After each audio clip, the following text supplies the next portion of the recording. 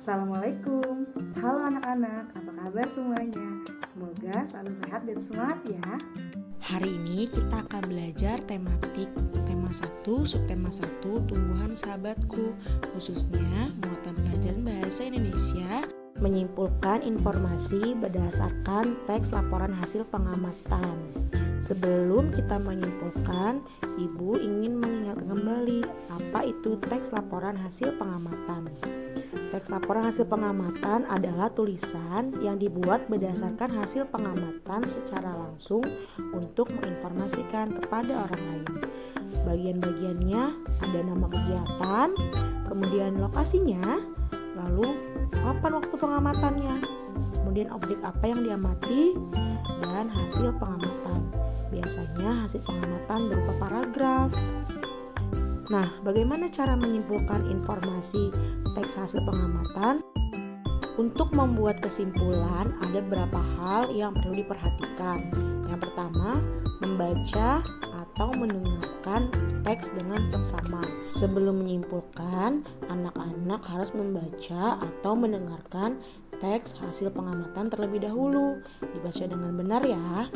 Jika sudah, tahap selanjutnya adalah catat setiap informasi penting dari teks tersebut. Langkah yang ketiga, catat ide pokoknya. Nah, bagaimana Bu cara mencatat ide pokok? Kalian pasti sudah pernah belajar kan di kelas 4 dan 5 cara mencatat ide pokok? Yang harus diketahui adalah kalimat utamanya terlebih dahulu. Kalimat utama biasanya terletak di awal paragraf atau di akhir paragraf. Setelah mengetahui ide pokok, anak-anak catat kata kuncinya. Kata kunci adalah kata yang paling sering keluar pada teks hasil pengamatan.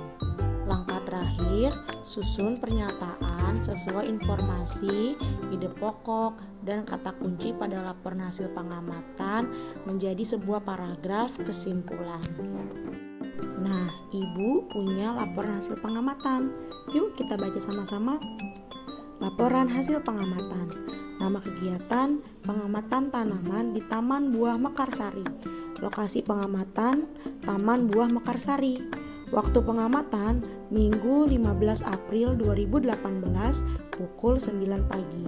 Objek pengamatan, tanaman yang tumbuh di Taman Buah Mekarsari. Hasil pengamatan. Paragraf pertama. Taman Buah Mekarsari merupakan taman yang terletak di Jalan Raya Jonggol, Cilengsi, Jawa Barat. Taman ini diresmikan pada tanggal 14 Oktober 1995. Taman Buah Mekarsari menjadi taman rekreasi sekaligus pusat tanaman buah-buahan tropis terbesar dan terlengkap di dunia yang dibudidayakan.